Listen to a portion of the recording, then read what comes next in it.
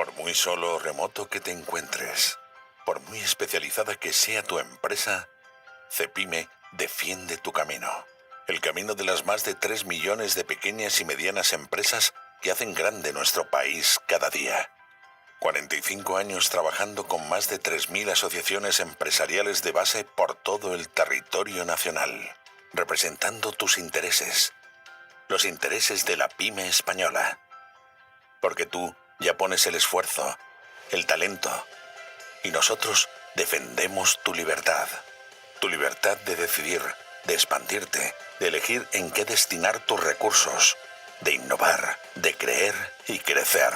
Libertad para ser tú quien decide en qué reinvertir tus beneficios. Tu libertad de volver a intentarlo, de transformarte o de emprender un nuevo camino. Sé lo que quieras ser. Cepime, desde 1977 defendiendo tus intereses.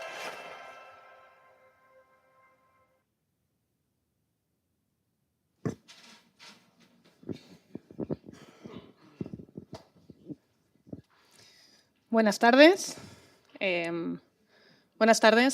Bueno, el presentador de este acto, todos sabéis que es José Luis Rodríguez, el presidente de Nueva Economía, un perfil con mucha experiencia, ¿no?, para hacer un acto como este, que queremos que salga perfectamente. Lamentablemente está en un atasco, pero yo modestamente, como directora de comunicación de Cepime, le sustituiré lo mejor que pueda. Como habéis visto en el vídeo, Cepime defiende uno de sus valores principales, que es la libertad de empresa. Y en ese valor es en lo que se basa un poco el proyecto de toda la revista del empresario. El empresario nace en 1978, justo un año después de la creación de Cepime, de nuestra organización, y lo hace con un aire de libertad, o sea, con un aire de la defensa de los valores del empresario y la defensa de la libertad empresarial. Y en eso es en lo que la idea que hemos retomado para volver a reeditar este proyecto, que es la revista, en la que podéis encontrar de forma física todos los ejemplares y también podéis descargar mediante el QR su versión online. Sin más, para inaugurar este acto, le doy la palabra al presidente de Cepime, don Gerardo Cuerva.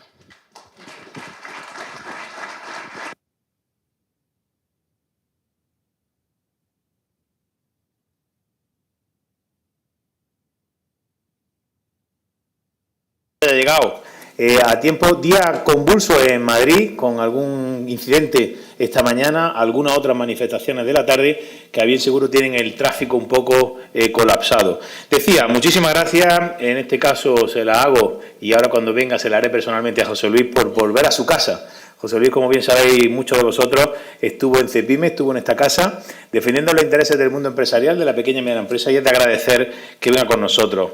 Queridos vicepresidentes de Cepime, vicepresidente de COE, el secretario general de COE, que también está al llegar, compañeros de los sindicatos, os he visto, muchísimas gracias por estar con nosotros siempre, fundamental en la parte sindical de representación de las empresas, muchísimas gracias por estar con nosotros. Presidentes de otras organizaciones, querida Alejandra, muchas gracias. Paula, muchas gracias. Clemente, que te he visto por ahí. Lorenzo, te he saludado. Daniel, gracias por vosotros, que vais a ser ponentes, vais a estar en el acto como partícipe. Muchísimas gracias por dedicarle tiempo y por creer en esta ocasión, en esta iniciativa que está haciendo y presentando hoy Cepime. He visto muchas caras, muchos profesionales en el marco de la economía, expertos, verdaderos expertos, gente con muchísimo criterio. Muchísimas gracias por estar aquí y compartir, como decía, este día que para nosotros es tan importante. Decía Inma, Cepime recupera hoy la cabecera histórica de la empresa española que fundó en 1978, y decía Inma, solo un año después de nuestro nacimiento. El empresario vuelve para defender lo mismo que defendió entonces: la libertad de ser empresario, el liberalismo económico como modelo de progreso, la dignidad empresarial, el valor intrínseco para la sociedad de las mujeres y hombres que nos dedicamos a esta noble actividad. Y si durante los años de transición y los inmediatamente posteriores esa defensa fue imprescindible, durante casi 40 años pareció que ya no era necesaria. Por supuesto, en ese periodo las organizaciones empresariales tuvimos que mantener difíciles batallas, debates fundamentales, muchas veces ideológicos, en los que sostuvimos los intereses compartidos de las compañías grandes y pequeñas de España. Esos debates, cruentos a veces, con nuestros colegas de las organizaciones empresariales, contribuyeron a construir una España moderna que entre todos conseguimos que se codeara con las grandes economías del mundo. Durante esas décadas nunca cejamos, por tanto, de llevar bien alto y firme el estandarte de la empresa. Pero, insisto, pasada la transición, cuando España decidió, con Europa como modelo, seguir el camino de las economías sociales de libre mercado, ya no fue necesario defender lo básico. La libertad de cada español de crear un negocio donde y como quiera. La libertad de, desconectada a una justa aportación al sistema de bienestar, obtener los beneficios para el sostenimiento de su vida personal. La libertad de reinvertir esos beneficios en aquello que considere oportuno. La libertad de organizar sus negocios sin el intervencionismo del Estado. Hoy las cosas han cambiado. El ascenso de los populismos y su llegada al gobierno de España hacen vital esa defensa porque, como nunca antes en las últimas 4 décadas, en nuestro país hoy se está cuestionando la misma esencia de ser empresario. El empresario vuelve para dar consistencia ideológica y fáctica a esa defensa.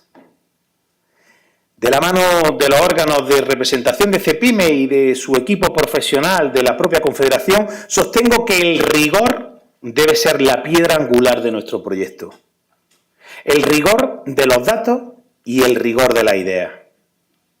Creo que la única forma de oponerse al populismo, más allá de caer en el populismo de signo contrario, que no será nunca una opción para mí, es hacerla frente desde el poder, de la información cierta y las ideas sólidas. Y hacerle frente con la cabeza alta, con orgullo, desde una estrategia comunicativa que empiece en el empresario y en las propias organizaciones empresariales. Por eso el empresario, a través de la que CEPIME expresará con rigor la situación real de las pymes y expondrá la ideología que le ayudará a mejorar, es mucho más que una revista. Será en cada nueva edición la expresión de la conciencia firme de los empresarios españoles que solo nosotros podemos defender y reivindicar a la empresa. Porque si no lo hacemos nosotros, nadie lo hará. En palabras que me habéis escuchado repetidas ocasiones de José María Cuevas. Queridos amigos, a esta altura de esta intervención ya he pronunciado en varias ocasiones la palabra ideología. Conviene no olvidar que siendo una organización apolítica, por supuesto no partidista, CEPIME no es una organización sin ideología. Defendemos y defenderemos el liberalismo económico porque creemos que es lo que garantiza el desarrollo y crecimiento de un tejido empresarial que aporta al sistema. Porque nos ha traído hasta aquí y nos ha hecho protagonizar los mejores años de la historia reciente de España. Y porque es la única ideología que garantiza un progreso sostenido, que alcanza a todos los ciudadanos y que hace posible el mantenimiento de sólidos sistemas del bienestar. En un contexto de polarización y ruido mediático en el que otras ideologías copan los titulares, debemos empezar a construir desde dentro. Lo primero es quitarnos el complejo y levantar la cabeza.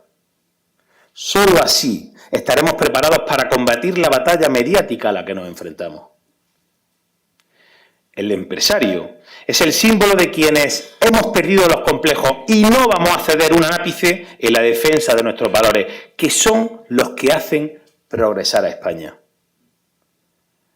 He argumentado en ocasiones que me parece paradójico que quien dice querer generar progreso esté en la práctica debilitando la principal herramienta del progreso, la empresa. Hoy creo que no es un hecho paradójico, sino una estrategia clara. La mayor debilidad del sector privado confirmaría la tesis de que lo ideal es un sector público cada vez con más trabajadores dependientes de los presupuestos generales del Estado. que es a lo que aspira este gobierno. Por eso sostengo, por ejemplo, que las decisiones que el Ejecutivo toma de forma unilateral en el ámbito de un mal entendido diálogo social son claramente malas para la empresa y para España. Durante 45 años, las organizaciones empresariales y los sindicatos, representando perfectamente tanto a empresarios como trabajadores, hemos sido capaces de ponernos de acuerdo en cuestiones como la duración de la jornada laboral o los salarios, sin que los sucesivos gobiernos de distintas ideologías hayan interferido, sin tutelas. Y España ha crecido en estos 45 años. Y España ha cambiado en estos 45 años. Lo han hecho sus empresas y la relación entre trabajadores y empresarios. Y no hemos necesitado de ninguna figura paternalista que nos dijera hacia dónde debíamos enfocar los cambios en la empresa. Hemos sido capaces de saber cuáles eran esos cambios y hemos sido capaces de ponernos de acuerdo para acometerlos. Eso es lo que ha ocurrido en España en los últimos 45 años. En sentido contrario, subir el salario mínimo interprofesional, potestad del gobierno, pero una potestad sujeta a determinadas variables como lo marca el propio Estatuto de los Trabajadores, sin analizar sus consecuencias. Tomar la decisión de reducir la jornada laboral, recortada ya en muchos sectores en los que es posible gracias al acuerdo entre sindicatos y empresarios, sin contar con nosotros. Deshacer acuerdos adoptados en el diálogo social de manera unilateral y adoptar unilateralmente algunos que deben afrontarse en el diálogo social. Cambiar a los representantes de las organizaciones por decreto no obedece, a mi juicio, a otra cosa que el deseo de controlar el diálogo social, de politizarlo en algunos casos para materializarlo en un modelo caracterizado por el propio intervencionismo. He denunciado una y otra vez la gravedad de una deriva que nos lleva de un sistema social de libre mercado con un protagonismo marcado y determinante por la empresa a un modelo intervenido con un protagonismo absoluto del Estado y de lo público. Y como defenderá el empresario, el intervencionismo no ha funcionado ni funcionará para generar progreso económico y social. Cuando el presidente del Gobierno de España dice que la economía va bien, es porque no mira a las pequeñas y medianas empresas españolas. Porque lo cierto es que las pymes españolas atraviesan una situación compleja cuando apenas se han recuperado de la crisis de la pandemia y de las sucesivas crisis de materias primas o inflación. Si se usa la lupa, uno se da cuenta de que el escenario de la pyme se caracteriza por incremento de costes, de normativa y burocracia. Se caracteriza por una congelación real de sus ventas y, por tanto, un estrechamiento de márgenes. Por un encarecimiento y un endurecimiento de la financiación, por un crecimiento del asentismo y de la morosidad, por un gravísimo problema de vacante. Y como consecuencia de todo ello, por una pérdida evidente de productividad. Puesto que he dicho que quiero hacer del rigor una piedra angular del trabajo de CEPIME, no argumentaré que todo ese escenario está causado en exclusiva por la política del Gobierno de España. Pero es innegable que el incremento de los costes laborales y de la normativa, que es especialmente cruel para la pyme, o el incremento de las cotizaciones y la voracidad recaudatoria, son consecuencia directa de una política económica intervencionista que incrementa el gasto con fines claramente electoralistas. Ello sin olvidar la dificultad de la financiación de las pymes, que tiene precisamente su mayor debilidad causada por estas políticas. Y que el mal funcionamiento de los sistemas públicos de empleo es una de las causas por lo que las empresas no encontramos trabajadores para cubrir la demanda. Hablar de los subsidios y no de empleabilidad, es decir, no poner todos los esfuerzos en que más personas trabajen, sino en que quien tenga un subsidio lo tenga más elevado, es todo un síntoma de populismo que va directamente en contra de la pyme española. no es con más subsidios, ni con más empleo público, ni con más macroempresas nacionalizadas como España se convertirá en protagonista de la economía mundial y, por tanto, en un país más justo para sus habitantes. Ese protagonismo mundial, los mejores servicios, la mejor distribución de la riqueza o la equidad nunca se da en los países que tienen como modelo algunos miembros del Gobierno de España. Ni se produce tampoco, por cierto, en países sin estabilidad y sin seguridad jurídica. Ni en países en los que los ciudadanos o las empresas no son iguales y son tratados de manera diferente en función de su lugar de residencia. No se produce en los países en los que hay ciudadanos y poderes que se consideran por encima de la ley, o en la que la importancia de un delito se mide por el número de votos que quienes lo cometieron pueden aportar a la gobernabilidad. Países como esos ahuyentan la inversión, tanto propia como ajena, desincentivan la innovación, frenan el impulso empresarial, debilitan a su empresa. Y sin inversión, sin innovación, sin impulso empresarial libre, sin empresas fuertes, no hay progreso económico y social. Los países que creen que tienen los mayores y más fuertes estados del bienestar, con más potentes sistemas de distribución social, son aquellos en los que hay más empresas. Estas son más grandes, más fuertes y más competitivas. Las pensiones se sostienen con más empresas y más cotizantes, no con cotizaciones más altas. Las empresas pueden pagar mejores sueldos cuanto son más competitivas y productivas, no cuando los sueldos los establece un real decreto. Eso es lo que con rigor, seriedad y solvencia va a defender el empresario. Hay batallas que uno no quiere librar nunca, pero llegado el momento, hay batallas que no se pueden rehusar. La batalla de la libertad es una de esas. Muchas gracias a quienes estáis dispuestos a acompañarnos en ella.